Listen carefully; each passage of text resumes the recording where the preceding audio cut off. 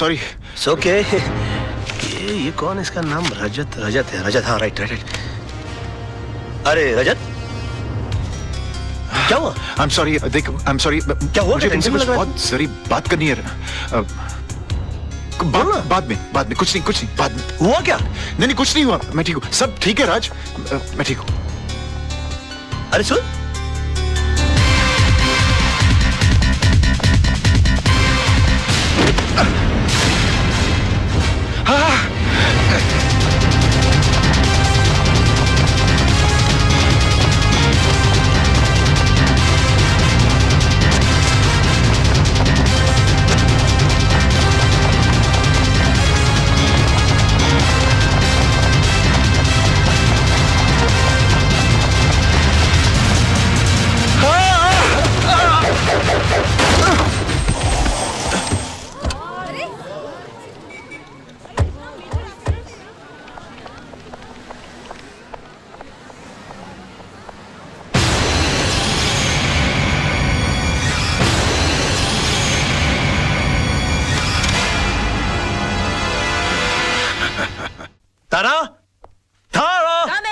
A beautiful gift for the most beautiful woman in this world. Gift? यूं अचानक? बस mood आ गया।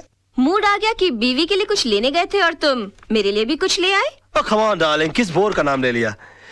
You know था डार्लिंग, चंद बीबियां drawing room में पड़े हुए टीवी की तरह होती हैं। उनको जब ऑन करो पुराना प्रोग्राम चल रहा होता है। और मैं? तुम? आहा, तुम तो इंटरनेट हो। जब ऑन करता हूँ एक नई साइट दिखाई देती है। गुड। जरा जल्दी पहन के आना डार्लिंग। हाँ।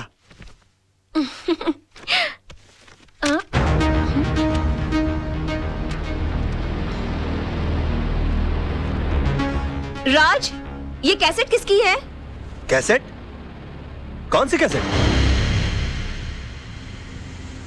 भाई इसके अंदर कुछ भी नहीं है, 3 बार आगे पीछे करके देख लिया, कैसेट एकदम खाली है। मतलब कुछ रिकॉर्डिश नहीं हुआ और वो साला जर्नलिस्ट ने फुकट में अपना जान दे डाला।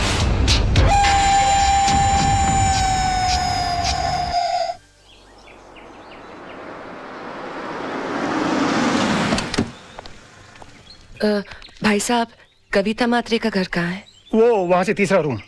शुक्रिया जी। चल हाँ चलो।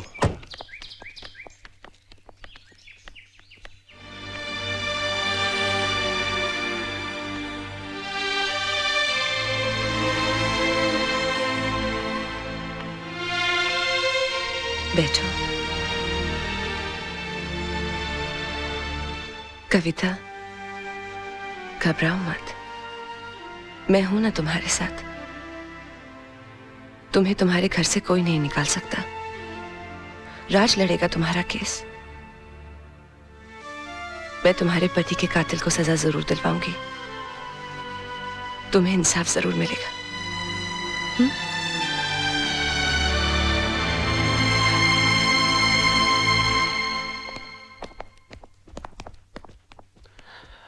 Hi baby. हाय जान, बैठो ना, मुझे तुमसे कुछ बात करनी है। क्या बात है, बड़ी सीरियस लग रही हो आज। तुम्हें मेरे लिए एक केस लड़ना है। एक केस? ये जितने केस लड़ रहा हूं तुम्हारे लिए तो लड़ रहा हूं मैं। नहीं नहीं, पहले वादा करो कि ये केस न सिर्फ लड़ोगे, जीतोगे भी। अच्छा समझो तुम जीत गई, बोलो आगे। पूछो तो सही, किसका केस है? हाँ किसका केस है, बोलो। कविता के हस्बैंड का केस, उसके मर्डर का केस। ये कविता के हस्बैंड के मर्डर का जो केस है, उसका जिम्मा तो कालरा के छोटे भाई पर है ना? हाँ, और पिछली बार अगर तुमने उसे नहीं छुड़ाया होता तो शायद आज कविता के निर्दोष पति जिंदा होते। मैंने कविता को इंसाफ दिलाने का वादा किया है। तुम मेरी कसम खाकर कहो कि मेरा ये वादा तुम पूरा करोगे। करोगे ना?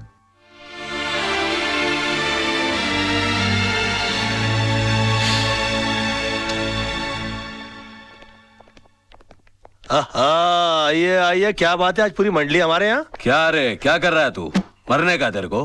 राज, ये क्या कर रहे हो? कालरा भाई के खिलाफ केस लड़ने जा रहे हो? कालरा भाई ने तुझे लाइफ में इतना बड़ा चांस दिया, इतना सपोर्ट किया, इसका ये रिटर्न दे रहा है तू? तू कविता को इंसाफ दिलाएगा? तेरा इंसाफ हम कर देंगे, 2 गोली डाल देंगे। तेरा केस कौन लड़ेगा फिर? यार आप बंदूक और तलवार ही इस्तेमाल करना जानते हो कि कभी कभी दिमाग भी इस्तेमाल करोगे? ये केस मैं नहीं लड़ता तो कोई और लड़ लेता और जीत भी जाता शायद, क्योंकि पब्लिक की सिंपैथी तो उस औरत के साथ है। ये तो आपकी तकदीर अच्छी है कि ये केस मैं लड़ रहा हूँ। कलरा साहब, आपके भाई मेरे भाई की तरह हैं। मैं बोला उसको कैसे फांसी के फंदे पे चढ़ा सकता हूँ? मैं जानबूझकर ये केस हार जाऊंगा। बस फर्क इतना होगा कि आज तक मैंने केस जीतने की फीस ली है आपसे, पहली बार केस हारने के पैसे लूंगा। हाँ? देखा भाई, मैंने कहा था कि जरूर कोई कमाल का पपलू लाया होगा ये छोकरा। अरे हम लोग सोच भी नहीं सकते, इतनी लंबी प्लानिंग करके बैठा है ये। फैंटास्टिक। मान गए गुराना। ये इसको अंदर रख लीजिए आप अपने। आई एम सॉरी राज, मैं जरा अपने भाई के इमोशन में बह गया था। Never mind, it's okay. I am sorry. Bye, see you. दिल पे नहीं लेना भाई। Bye, take care. कमाल का शेर पकड़ के ला। लेकिन तुम्हारे साथ जीतने के लिए कौन सा लॉयर अपॉइंट करूं? तेजपाल एंड एसोसिएट्स में से मिस्टर आदर्श।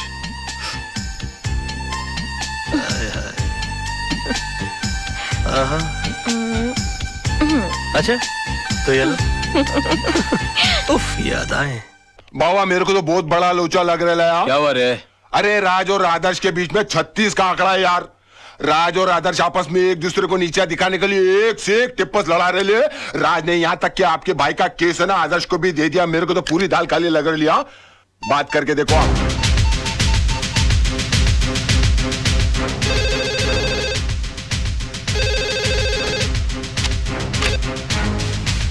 क्या रे कालरा बोल रहा हूँ मैं। अरे काला साहब क्या करते हो? आपको कितनी बार कहा है कि घर फोन मत किया करिए। ए बोल वचन बंद कर बे। मैंने सुना तेरे और आदर्श का 36 का आंकड़ा है। मेरे साथ गेम कर रहा है क्या? जी हाँ, गेम तो खेल रहा हूँ मैं आपके साथ। क्योंकि ये केस लेने के लिए मेरी वाइफ ने मुझे मजबूर किया है, और वो अच्छी तरह से जानती है कि मेरे और आदर्श के बीच में टेंशन चल रही है। तो वो कभी सपने में भी नहीं सोच सकती कि केस में जानबूझ के हार जाऊंगा। समझ गया आप मेरा गेम? जरा बड़े हो गए हम बच्चे आपके, जरा हमारा ख्याल रखा करिए प्लीज। है आगे से प्लीज है। दिमाग है वो बंदे में, दिमाग तो है।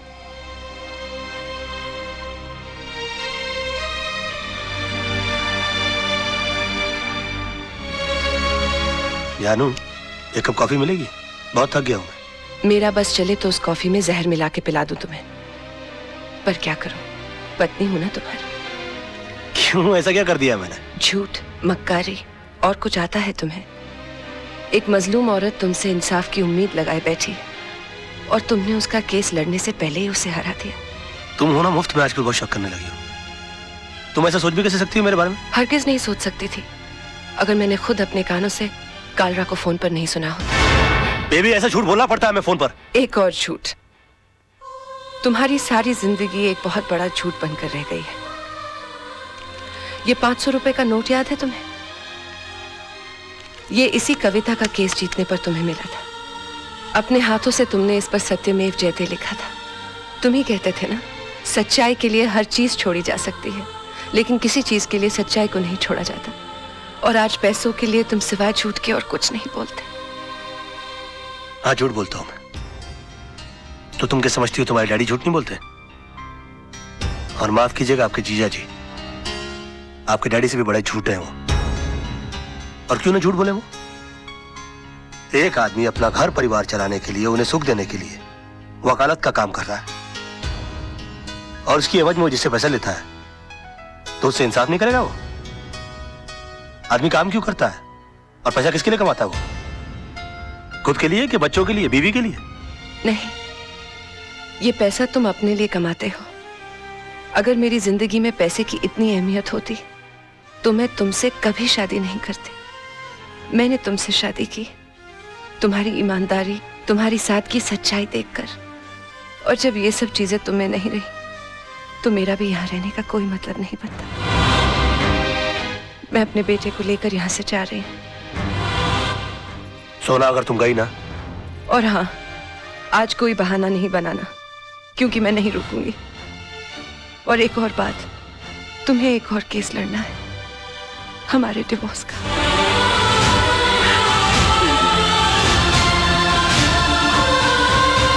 सोना, बेबे, जानू,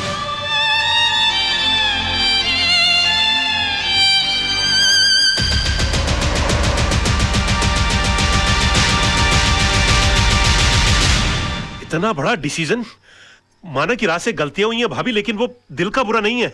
आप चलो मेरे साथ, मैं समझाता हूं उस गधे को।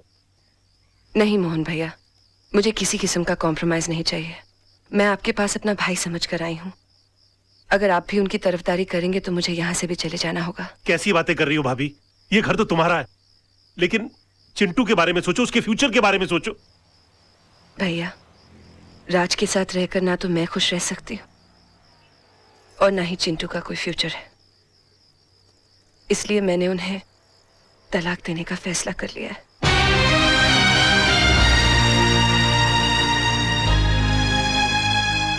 अंकल, ये तलाक क्या होता है? बेटे, भगवान ना स्वर्ग से जोड़े बनाकर धरती पे भेजता है और इंसान उसे तोड़कर जो पाप करता है ना, उसे तलाक कहते हैं। अंकल, अगर मेरे मम्मी पापा अलग हो जाएंगे तो मैं किसके पास रहूंगा? बेटे, ये तो कोर्ट फैसला करेगा कि आप पापा के साथ रहोगे या मम्मी के साथ। कोर्ट मुझसे नहीं पूछेगी कि मुझे किसके साथ रहना है? पूछेगा ना। तब तो मैं बोल दूंगा मुझे मम्मी पापा दोनों के साथ रहना है, तब तो तलाक नहीं होगा ना? ऐसा नहीं होता बेटे, और फिर तुम्हारी मम्मी भी तो नहीं चाहती कि पापा के साथ रहे। क्यों? तुम्हारे पापा के झूठ से तंग आ चुकी हैं वो। अंकल, अगर मेरे पापा झूठ बोलना छोड़ दे तो मम्मी पापा को छोड़ के नहीं जाएगी ना? शायद बेटे।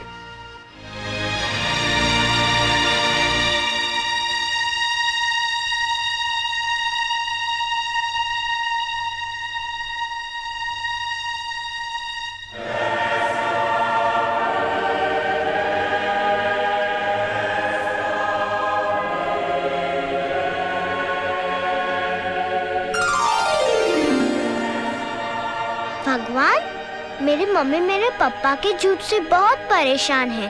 आप चाहो तो क्या नहीं हो सकता, ऐसा चमत्कार करो कि मेरे पापा कभी भी झूठ नहीं बोले। अगर चाहे भी तो उनके मुंह से कभी भी झूठ नहीं निकले। Thank you, please. राज, आज मैं बहुत खुश हूँ क्योंकि तुम्हारी बोर बीवी से तुम्हें छुटकारा मिल गया। उठ! उठ! क्या मेरी गोद को कुर्सी समझ रखा है जो बार बार आकर मेरी गोद में चढ़ जाती है? हाँ? या कबूतर खाने का चबूतरा समझ रखा है इसको? और हाथ पांव से इतनी तगड़ी है कि किसी कमजोर आदमी की गोद के अंदर बैठ जाओ ना तो वहीं के वहीं अपाहिज हो जाए वो बेचारा। और तुम क्या मेरी बीवी को बोर बोलती हो? तू बहुत बड़ी टाइम पास है। हाँ? अरे वो तो अपने प्रोफेशन को आगे बढ़ाने के चक्कर में, अपने आप को आगे ले जाने के चक्कर में मैं तुम्हारे चक्कर में आ गया। अरे मैंने कभी अपने सगे बाप को प्यार नहीं किया तो तुमको क्या प्यार करूंगा मैं? हाँ, और एक बात कान खोल के सुन लो, मेरी बीवी इतनी बड़ी बोर नहीं है जितनी बड़ी तू चोर है।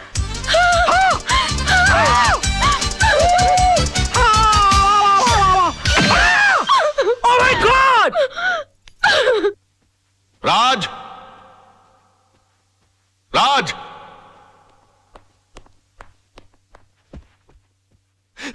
ये मैं क्या सुन रहा हूं बेटे? तुम्हारी हरकतों से तंग आकर सोनम तुम्हें डिवोर्स देना चाहती है, लेकिन तुम तो उसे प्यार करते हो, तुम मुझे अपना गुरु समझते हो। तुमने ऐसा क्यों किया बेटे? ये सब तुम्हारी वजह से हुआ बुढ़ाऊ। और तुम मुझे को कोस रहे हो? बुढ़ाऊ? हाँ बुढ़ाऊ। बेटी को पाला वो सब बंगले के अंदर और उसके बाद शादी के बाद सड़ने के लिए छोड़ दिया साला चाल के अंदर। हाँ? अरे वो तो कम अकल थी, लेकिन तुमको तो अकल थी, तुम रोक सकते थे उसको। लेकिन नहीं, मैंने तुमको अपना गुरु माना और तुमने क्या किया मेरे साथ? गुरुद्वारे के बाहर हाथ में कटोरा देकर भिखारी बनाकर खड़ा कर दिया मुझे और बोले बेटा मांग भीख। बड़े दामाद को देरी चलाने के लिए कंपनी, और मुझे क्या दिया? Social service centre. कहा गरीबों की दुआ लगेगी? मेरी बद्दुआ का डर नहीं लगा तुझे बुड्ढे? हाँ? बड़ी बेटी की शादी के बाद रिटायर नहीं हुआ, लेकिन मेरी शादी करते रिटायर होकर भिंडी और आलू उगाने के लिए चला गया गाँव के अंदर। और याद है किस तरह से पीठ पर हाथ मारकर मुझसे कहा, हाँ, कि बेटे I am proud of you my son, I am proud of you. मेरी बेटी खाली हाथ घर से जा रही है। अरे यार, जब बच्ची के हाथ में कुछ दोगे नहीं तो खाली हाथ ही जाएगी घर से। इतना भी नहीं कि महीने 2 महीने का खर्चा दे देते, लेकिन ना, कहा कि मेरी सारी चिंता दूर होगी। अरे अपनी चिंता जब दूसरों को दे दोगे तो खुद की चिंता तो दूर हो जाएगी ना। 2 बेटी पैदा कर सकते हो, 2 घर दबा नहीं पाल सकते थे।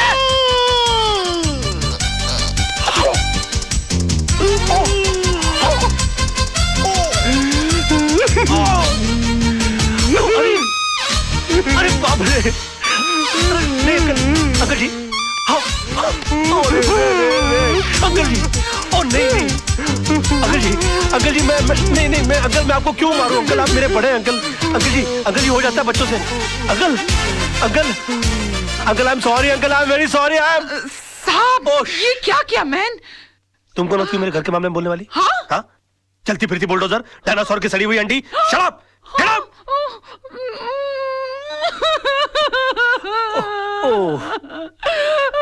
I'm sorry, Tisa baby. I'm so sorry. Dinosaur, Anna, तुम लोग अपना काम करो।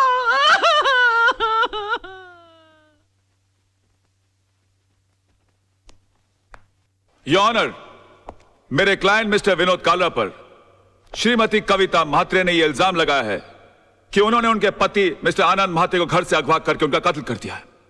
पर यह हकीकत नहीं है ऑनर। ट्रेन के कंपार्टमेंट में मिस्टर आनंद म्हात्रे की लाश के साथ एक सुसाइड नोट बरामद हुआ है, जिसमें यह साफ साफ लिखा हुआ है कि हालात से तंग आकर उन्होंने आत्महत्या की। Yes your honour, Mrs Mhatre की कंप्लेंट है कि 13 अक्टूबर को सुबह 11 बजे उनके पति को अगवा कर लिया गया, बट 13 अक्टूबर को ही 11:05 पर मिस्टर विनोद कालरा मेरे सामने बैठे हुए थे। उनके कार की टक्कर एक ट्रक से हो गई। वो कंप्लेंट लिखवाने आए थे। मैंने FIR लॉन्च करके इन्हें भाटिया हॉस्पिटल ले जाकर इनकी मलहम पट्टी करवा दी, बस। शिरोडकर, तू कितना झूठ बोल रहा है? भूल गया 13 अक्टूबर सुबह 11 बजे तू कोर्ट में था? तुझ पर खुद रिश्वत लेने का मुकदमा चल रहा था। इंस्पेक्टर शिरोडकर, क्या ये सच है? योर ऑनर जी, लेकिन मैं क्या क्या क्या क्या क्या चुप रहो। इंस्पेक्टर शिरोडकर को हिरासत में लिया जाए। अदालत में झूठी गवाही देने के जुर्म में इन पर मुकदमा चलाया जाए।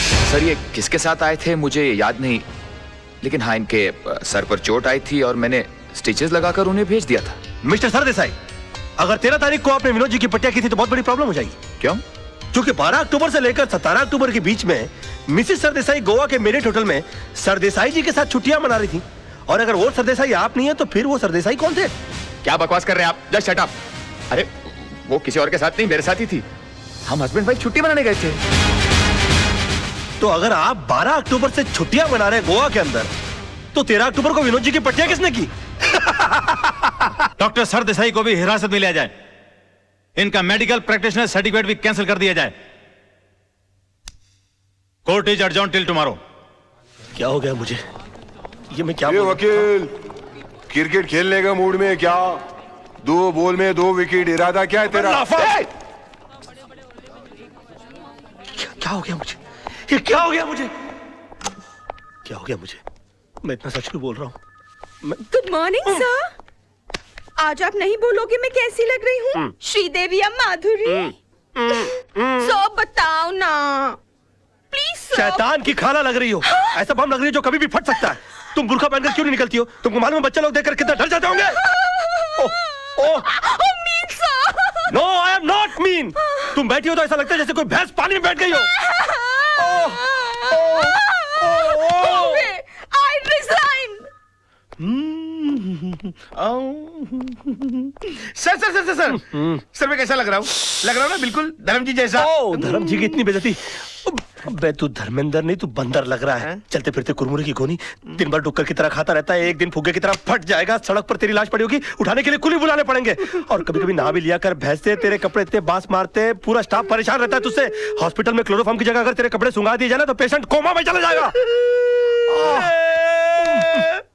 अबे पेट मत खींच। पेट खींचने के बावजूद तेरा पेट बाहर रहता है। मुर्दे के बाल काट देने से उसका वजन हल्का नहीं हो जाता। बे मैं क्या बकवास कर रहा हूँ? मैं क्या बोल रहा हूँ? मेरे कंट्रोल में। अबे तू कंट्रोल में आ जा वरना तुझे काट के फेंक दूंगा मैं।